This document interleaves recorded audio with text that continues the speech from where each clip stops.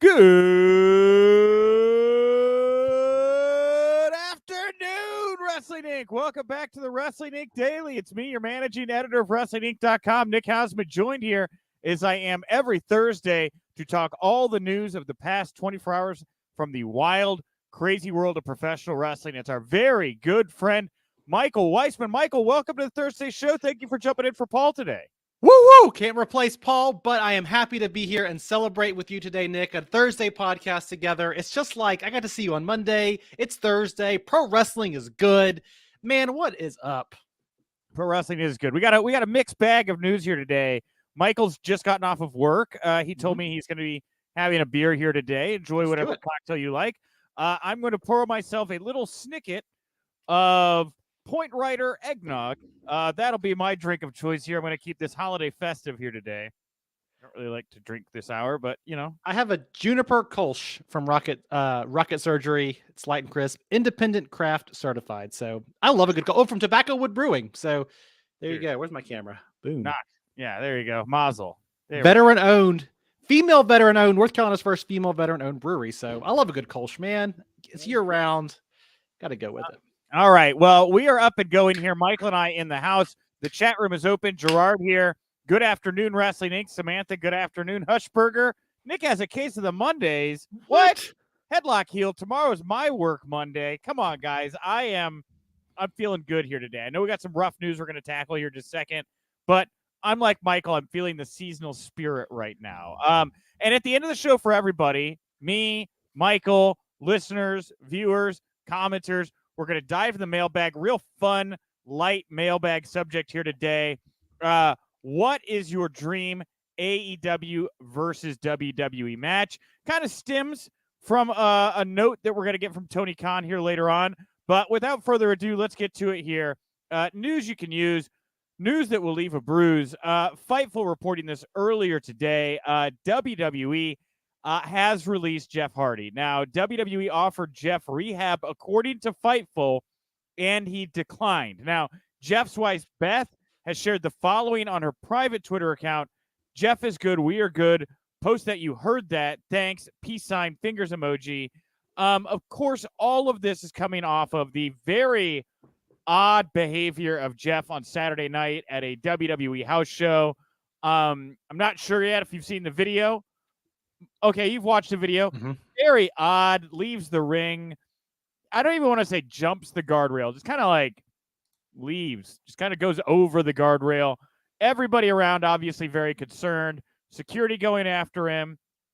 Matt Hardy put out a note last night, late last night, that I think either meant he knew that this had happened or was bound to happen. And then today, sent his best to Jeff. It should be noted that a lot of people today, Big E, Drew McIntyre, Cedric Alexander, Leo Rush, a lot of people sending their best out to Jeff here. And if this report is true from Fightful, which I really don't have any reason to doubt, but if Jeff was offered rehab and he is not taking up that option right now, and the attitude of the family is to kind of flippantly give the peace sign fingers, that's a really bad situation. I feel bad for everybody involved. And I hope if that is the situation, changes for the better. I don't know. Thoughts, Michael?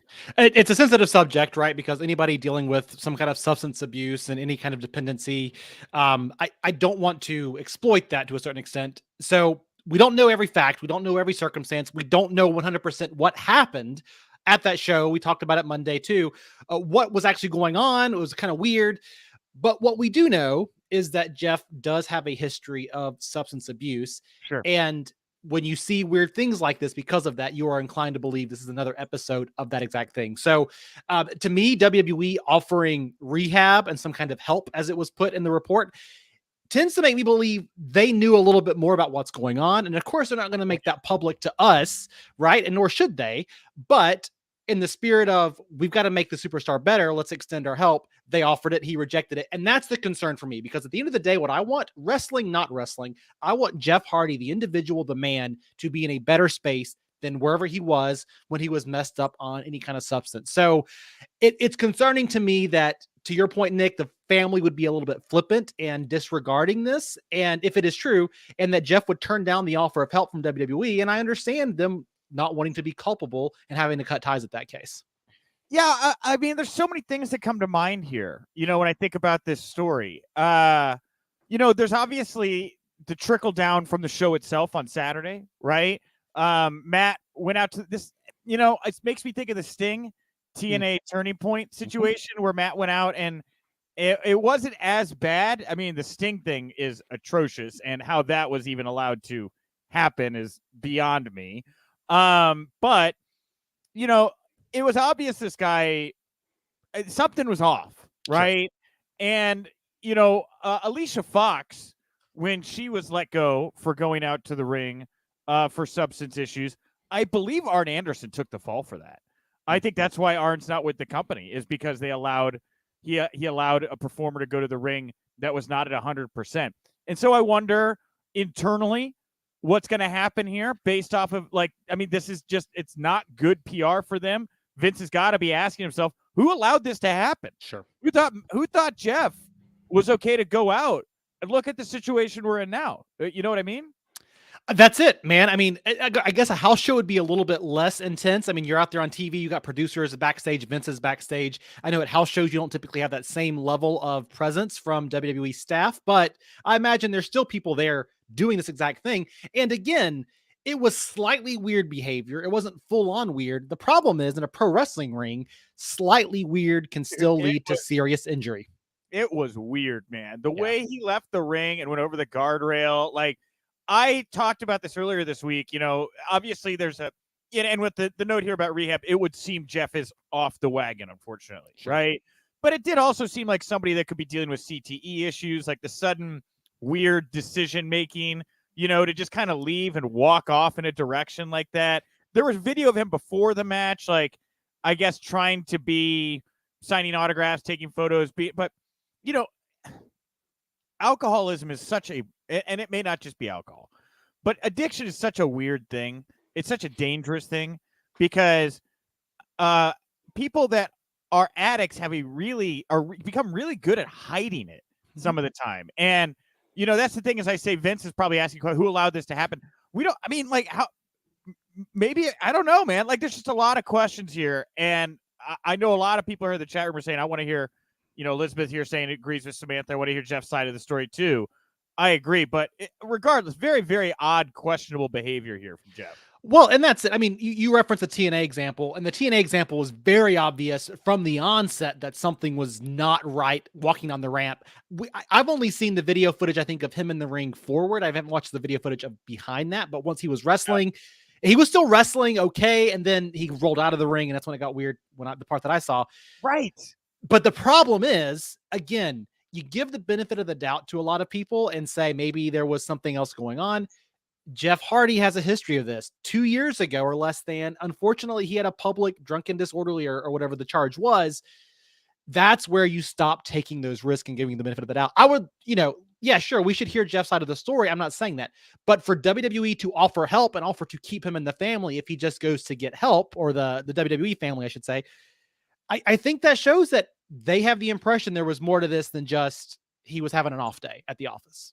And it was about a year ago at this time, Michael, we were talking about the angle they were doing with Samoa Joe and Jeff Hardy, where once again, WWE decides to make light of Jeff Hardy's addictions, make it part of the show. And I remember even at that time saying, when you make it like a story, right? It's kind of a joke, right? Or it's not as serious because it can be played off in this way. What onus is on WWE for putting Jeff in an environment where it's allowed to be talked about and kind of treated like that? I don't want to say anything too besmirching here of the company, because obviously they offered Jeff rehab and they've done other great things. But the outward message and signal around Jeff's problem is this is something we can play with, right? Yeah. And that kind of stuff has got to come to a stop. It's very different. I mean, everything does this. Everybody does this with major motion pictures, with television shows. We know actors, Robert Downey Jr. historically had a drug issue, and he's playing characters sometimes that they do drugs and drink and alcohol. But there's a big difference on a Hollywood set where there's an on and off switch. And in the world of WWE, where you're kind of traveling, you're playing this character 24/7. And in the case of somebody like Jeff Hardy, that character is so closely aligned with their real personality because they bring that out in everything that they do. I think it just crosses a line, especially for somebody who has this. And he's talked about how it's harder on the road because alcohol is so kind of available and accepted. I mean, maybe a bad choice, but we're having a beer here for the podcast today, right? And that mentality makes it a little bit more challenging to escape your demons when they're kind of chasing you at every juncture. So, again, there's more to the story. We don't know. I understand fans wanting to hear from Jeff. I also understand, and again, criticize WWE for making a storyline of it in the past. Also hear that they're offering help, and Jeff does not sound like, according to the report, wanted to accept it. And I understand them not wanting to have that liability for their other superstars on the roster. And by the way, Gerard and Elizabeth jumping in here, as did Samantha, say it was Sheamus that was feuding with Jeff. But didn't Samoa Joe also in the last 2 years do something with Jeff where he was like haunting him as well? I believe Samoa Joe also ragged Jeff, and I remember Joe very vividly in my mind at a bar ragging Jeff Hardy. Could be wrong. Well, and this is historically what WWE does. I mean, let's go back to the NWO invasion in WWE or WWF at the time, whenever they brought over Scott Hall. And if you remember, they did an angle where Stone Cold poured beer on Scott Hall. Scott Hall got released, after the plane ride from hell incident. I'm just saying, playing with fire with people who have addictions is not necessarily a good thing. And I don't think it adds to the story element of TV that much. I know we want to get personal and real, but to me, you got to protect the talent sometimes. And they're calling out in the chat room, yes, in 2019, Samoa Joe. So if you're Jeff Hardy, not to read too much into this, you're constantly being told on television, on screen, your whole personality is tied up in your addiction that you're trying to overcome. Like, that's kind of effed up. It's really effed up. It's really messed up. And by the way, I was right. 2019, that's the Samoa Joe feud. Yep. So each year they've tried to rehash it. And this year, maybe they felt like they could get away with it again, but obviously not going to happen. So a lot to take, the last question I'll ask around the Jeff situation before we move on to other topics. And it's a lot of people asking in the comment section, is this a layup for AEW that Jeff Hardy winds up there now? And my gut says not under these terms. And the reason I say not under these terms is because of what's going on with Moxley right now, man. Sure. Like, how do you do the big thing you just did for Moxley? And like, yay, rah, rah, let's kill toxic masculinity. Do what's best for your family. Rehab is okay. And then reward somebody who's obviously not doing well and going that route. I think it would be it would become a potentially bad story for AEW to bring Jeff in under these circumstances. So there are a few differences, right? When you're in AEW, your road schedule is not the same. You have a little bit, and for Jeff, right, coming in, he would have his brother there. I'm sure his brother is a great support mechanism and accountability partner. I would assume with their close relationship that would help Jeff Hardy were he to make this transition. But here's my big thing about it. I don't care, right? As a fan of pro wrestling and as a fan of Jeff Hardy, I don't want to see him anywhere near a wrestling ring for however long it takes if this was an incident of him falling off the wagon. I want him to get the help that he needs because I care more about Jeff Hardy, the man, than I do Jeff Hardy, the wrestler. And so I know we're going to speculate because we all love seeing our heroes show up, but I think Tony Khan would have the exact same mentality. I have Jon Moxley on the bench right now getting himself taken care of. I'm not going to bring you in for a cheap pop when you're still having issues and challenges. Let's get you healthy. And then we can talk about what that partnership might look like. And that's where the hard dilemma is right now is does Jeff feel he needs to get healthy? Like, we don't know enough around that. And so we'll wait and see. I don't want to jump into too much speculation here, but that's all we know right now about Jeff and kind of where everything's sitting at with him.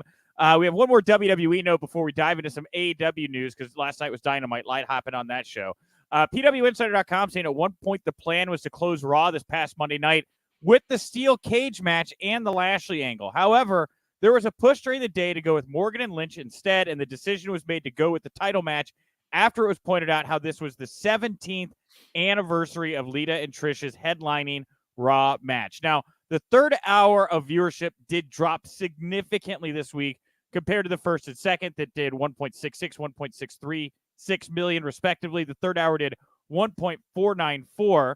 But a lot of the people inside WWE are also pointing to the success on the digital side of things and how well this is done online. As of this writing, that match has done 726,000 views on YouTube, which is good, which is very good. Any takeaways from the shifting around here? Do you think it was the right decision to put these two last? What did you think? I don't know that there's a right or wrong to me in this case. It felt very reactive when I read this report, right? Like, oh, by the way, we're going to do this because it's the 17th anniversary of this headlining match. But to be fair, that was Lita and Trish Stratus, and Morgan versus Lynch is not that level of feud or that level of, kind of history making moment. So it feels a little bit like we're trying to recapture this moment very randomly at the last minute. So viewership numbers paying off that way doesn't surprise me. I do think it's interesting they're leaning into digital numbers and saying that's where we got our market, because we talk about TV ratings, but WWE's eye is on a whole different prize sometimes. Yeah, I agree. I think you hit the nail on the head, man. Like, if this had just had a couple more weeks of build, maybe tie-ins, maybe Trish shows up, maybe Lita shows up, give it more meat to kind of grow into something, I think you're absolutely right. This would have probably landed a little bit harder. But I will say also, I loved the finish. I thought it was the absolute right thing to do. Becky is now firmly more heel than she was on the other side of it, and Liv is firmly much more beloved. And despite the build, which I agree with all your issues, the payoff was really good. And hopefully, hopefully we do get more between these two. I really like these two working together. I think it just needs a little bit more time for Morgan. In my mind, it's getting there too fast, and the WWE does this a lot. Becky Lynch has been given some time with this title, and it's starting to stick a little bit more with her heel persona. Morgan just it's still a little bit new and too new to be going to the moment yet. I do think those YouTube numbers are encouraging. I look at their quick channel and I say, okay, that was one of the highest rated segments, or maybe it was the highest rated segment from Monday Night Raw on YouTube. But then you look at something like Brock Lesnar, Roman Reigns, or Sami Zayn, that's 2.4 million viewers. So again, how they look at this data, to me, it feels a little bit like we did good numbers over here, guys, even though the rating dropped, but it's still not doing their top numbers on their YouTube channel like some of the things do. So I don't know that I fully buy that they consider this a success because of YouTube. You know what I mean? Hey, Spin Factory in full swing here today. All right, well, let's look over at AEW, what they're putting out right now. Dynamite, hot show last night. They were in Long Island. One of the big moments of the show saw Trent returning to action. His mom, Sue, dropped him off in the van. He ran off the Super Click, joined up with the fellow Chaos members in the ring, including his mom. Big celebration. And then Rocky Romero confirmed that Sue has joined Chaos on Twitter later in the night. What a great, and it was so wonderful because Liz came out of her office into the kitchen and could see the TV in the living room and was like, did that man's mom just drop him off to a wrestling ring? I was like, yeah. Like, oh, I love that. That's wonderful. That really got her. This was good, man. And Trent looks like $1 million right now. Yeah. Yeah, I love Trent getting some love because he always does feel like the coolest dude in the room without even knowing it, right? Like, it's one of the things I think about his wrestling persona is it just, God, he's got something. But, you got to give AEW credit. They do some outside the box thinking, and getting somebody's mom involved in this kind of heartfelt, authentic way, it connects with people. People want realism with their people and their stories. And sometimes, I know pro wrestling is a sport and everything's going to be super real, but just bringing somebody's mom in does a lot for Trent, and I think it connects the audience in a different way to the product that they're selling at AEW. Yeah, 100%. And I don't think people really understand how much New Japan had invested in Trent. Like, this was going to be their guy after Kenny Omega left for AEW, and then he also decided to go to AEW. Really not great for New Japan. And when you see this guy come out looking like he does with that organic kind of connection, you see it and you feel it. Like, I know a lot of people see him as this kind of tag wrestler right now, kind of caught up in this goofiness, but when the light goes on and this guy's going to be, and this guy will be given the ball to run with it. I mean, I think within 5 years, we will see Trent as an AEW world champion. There is so much there that I don't think people really have an appreciation for. Well, I think you see them trying to remove that edge from him a little bit, right? Like, to your point, when he jumped over and jumped ship, he was positioned they're tag team wrestlers, right? But this reemergence was really special and I think handled really well in the show. He's got the shaved head, right? He's got this like jacked up look. He's a baby face. The fans are behind him. And who doesn't cheer for somebody when their mom comes out to support them in a wrestling ring? So I do feel like we look at Hangman Adam Page as kind of being an AEW original who is a world champion. I know we're going to get some Punk, Danielson, whoever else out there with world championships from other companies, but I do think he could be one of the next AEW originals to kind of be in line to be the face of their company, and he's got a good look for it. Well, once again, the first half hour of the show dedicated to MJF and CM Punk, which is becoming a thing, right? Take it for what it is. But we're in Long Island. They presented MJF as a babyface. They wanted MJF to be a babyface. They wanted CM Punk to be a heel. It was wild and kind of weird. Did you like? Well, first of all, MJF Dante Martin. They won the Dynamite Ring AEW Dynamite Diamond Ring Dozen Battle Royal, I think. Mm-hmm. Now, next week, they're going to, they won. I don't know if that's what it's called. Next week, they're going to be at Winter is Coming. They're going to fight for the AEW Diamond Ring, which MJF has won twice before. Yeah, what do you think of how MJF was presented on this show? I loved the MJF presentation. The video package they did, we saw this car pulling in and I'm like, wait, is this who is this coming? And then he steps out. We have the voiceover. We have the funny accomplishments tied in with the bigger deal accomplishments. And I thought it was just a great way to get the crowd into this. And they did lean into his hometown crowd. I thought the MJF stuff worked. I thought the CM Punk stuff was kind of weird. I love CM Punk, but it seemed like he was trying a little bit too hard. And the fans were kind of, a little bit mixed at points. They definitely wanted to cheer MJF when he got out there. But with CM Punk, some wanted to cheer, some wanted to boo. And I just thought Punk was a little bit of a try-hard last night when it came to no, y'all are pieces of shit. And it just didn't fully. Well, he kind of rambled a little bit, I don't watch or have an appreciation for hockey. May shock all of you. And for that reason, 80% of Punk's promo was absolute gibberish to me. Absolute gibberish. Meant nothing to me, right? And, I don't know. Punk was a backdrop to MJF last night. Yeah.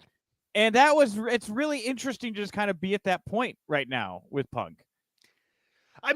There's two things about the promo. He did call out Danielson and Hangman Page, so it's obvious that he's got title picture on his mind and said, hey, the winner of this match between me and MJF, whenever it happens, could be in line for that. So they're setting that up. Good storyline thread. But you open the show with Punk, and to me, again, I agree with the hockey stuff, went over my head, right? But it set a weird tone. You reestablished MJF in the next segment, which I thought was great. And then the Dynamite Battle Royal Dirty Dozen, whatever. I did like that. It was very quick. It reestablished him where he needed to be. But the Punk stuff to me is just what read is weird. I think, Nick, last week was good. The week before, we're going to get back there with Punk. But it's just not a hometown crowd last night for Punk. What do you do with them? I don't know if that was the best segment in the world. We also found out that Cody, after talking to Tony Khan and setting himself, getting the fire off of him, not setting himself on, removing the fire, he is going to face Sammy Guevara for the TNT title next week. And Ethan Page cut a promo from the rafters. Ethan's money. I have no idea why Ethan Page is not doing more.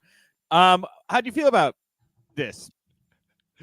I'm hoping it is a chance for Sam. The worst thing you could do right now, I think, is to put that strap on Cody, right? I just feel like that's what they were trying to do, that maybe Cody's reinserting himself there. Unless he's just trying to get more monster heat.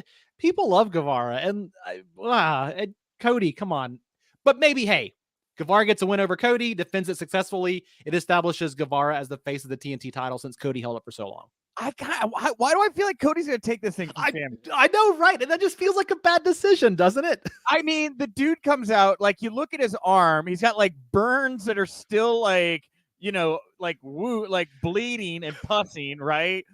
I feel like he just went in the back and he just looked at Tony. He's like, you see me? You see what I did? You give me that goddamn title, Tony Khan. You give me that title. This feels like a babyface move, doesn't it? It feels like he's still trying to get sympathy from the fans. And we've been talking about how it's...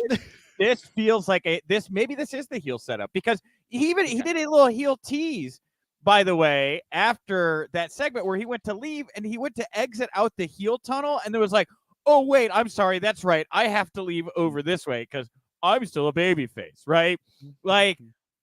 Maybe I mean, he's going to not be babied against Sammy. I feel like Sammy's going to be the beloved figure in that ring when these two wrestle. If Cody beats Sammy Guevara, it takes that title, there's going to be a meltdown in that arena. There's going to be a meltdown on social media. Wrestling Inc. will do a lot of traffic. So thank you, Cody. Please do that. But I mean, like it feels like and it's just the flippancy of it. I don't know, man. I'm not real, like Gary Lyles here says, EVP gonna EVP, man. That's just like that's the way it is. To me, I also look at this as how do you build a card, right? They're trying to build winners coming for next week. We already know there's going to be a world title match, and I am on the fence about who I think could win that match. I also think AEW might want to deliver a title change. We talked about ratings a lot lately. It could develop a little pop. So to me, the question becomes, who is more likely to lose next week, Guevara or Hangman Adam Page? Because if I'm booking that show and I want to give a title change, I've got to do one or the other. Or maybe, I don't know. But I kind of, man, I don't know, yeah. Nick. We'll see. I'm feeling Cody in this situation. I'll just put it that way. All right. Lastly here, before we get to the mailbag, and also I see Toronto 7-8s or 8-8-8s, whatever. Everyone loved the Islanders line. Once again, Hausman off the mark. And look, if you like hockey, I bet you love that CM Punk. Where's my CM Punk cutting the Pokemon Go promo? Where's my CM Punk cutting a BattleBots promo? Right? Ooh. BattleBots, by the way, coming back January 6, 2022, over on Discovery. So check it out. Hard plug for BattleBots, which I love. All right, lastly here. Not a sponsor of the show anyway. You just love it. So I would welcome BattleBots as a sponsor for this show. They have the dopest toy line. Anyway, I'm not getting into this. So lastly, before we get to the mailbag, AEW Revolution. It's going to be back. It's going to be Sunday, March 6th. Edition Financial Arena in Orlando, Florida. That's the next big pay-per-view. March in Orlando. Any thoughts on this one, Michael? No, I mean, they're just hitting some common grounds right through here. They're going to spend some time in the South. We got some Carolina shows coming up, which I'm excited about because I'm going to be going to some of those. And then doing your big pay-per-view shows in some hot spots. We've seen them do, Minneapolis. We've seen them do Chicago. We see Orlando, a big hot spot. Makes a lot of sense here for Tony Khan. That's the one thing I don't think Tony Khan gets enough credit for, and that is his choice of venues and the way he's booked shows in various places across the last couple of years. And you see WWE and sometimes book it after they've done an AEW show, but WWE following some of those same markets. Tony Khan has been beating the drum to a pro wrestling fan that's been ignored for a long time. And again, going to your big shows, Orlando's not been ignored, but he knows when to dial it back in, bring a big show to a big town to make sure everybody's happy. All right, Michael, well, I want to thank you for joining me at the top of the show to talk all the news of the day. Thank you, everybody who tuned in here today, all the comments. Love all the comments. Tomorrow, I'm going to be back with another interview. I'll reveal that here at the end of the show. But right now, it's time for the mailbag at Wink Daily, WINC Daily. That's the account to follow to vote the daily polls. Today's poll question is based off of this comment from Tony Khan on My Mom's Basement podcast. He confirmed that WWE reached out to him recently about AEW talent doing interviews for WWE projects. And he said it was really amicable, right? Now, you got to think maybe a Sting, right? Maybe a Jericho, right? Cody? I don't know. Right? I don't know. Very odd, though. Like, I wonder how that call, like, Vince isn't making that call. Right. Vince is having somebody else make that call. But it's got to be a weird conversation, regardless. It beats me, man. It beats me. So anyway, this got into my head. Oh, AEW, WWE may be working together. Let's blow this thing out of proportion. So let's talk about Dream AEW, WWE matches. Over 250 votes here. 40.1% say their Dream AEW, WWE match is Young Bucks versus Usos. 24.1% Adam Page versus Roman Reigns. Behind that at 22.6%, MJF Miz. Then we got a whole bunch of write-ins. What is your dream ideal AEW versus WWE match? Oh, man. I would do the write-in for Cody Rhodes versus Triple H, but I know they would be in a EVP battle over who would walk away with the loss, and it would just end in shenanigans. But I've said for years, right? I think the New Day is now up there with them, but the Usos have been the best tag team in WWE for years. They have a very dynamic style. Pairing them with another team with a very different style, like the Young Bucks, could be incredible. So Young Bucks versus Uso number 1, Young Bucks versus New Day number 2. I would love to see it. I like Joseph Russo Jr. here on Twitter. Britt Baker versus Becky Lynch. That's a good write-in. I like that one a lot. We have Bellix Max, Omega versus Styles. And it's weird to me that Styles is now a WWE guy. That still doesn't feel right, does it? It's been years now. Yeah, but Vince loves him, man. I was thinking about him last night. Vince absolutely loves him. So, but he's a guy that I think could go to AEW. He still has that heartbeat of a crowd that loved him in TNA, loved him before that. So, at 13 Jaybird 13, McMahon versus Khan. I guess he's meaning Tony Khan, but there's 2 right now, so be careful about that. At JDance879, the Elite versus the New Day, which we almost got at one point. Remember that? A couple years ago before AEW? Yeah. Very nearly did get that. Cesaro versus Omega would be good, says Me First Fitness. It's a good one. Darby versus Finn, that's from Vinny Montalone. At Tim SM, Dante Martin versus Ricochet. That would be a banger. No doubt about that. And then Bianca Belair versus Jade Cargill. That comes from the Buscat, who is a good friend, met at a show. Thank you, Buscat. Andrew Cormos, Punk versus Rollins. That's another one. Is Punk's an AEW guy now, right? Is that an inter promotion? Because hasn't he wrestled Rollins before? Okay. Yes, I believe so, right? But let's just set the stage here the right way. If we're going to do it, I can't believe none of y'all called this out.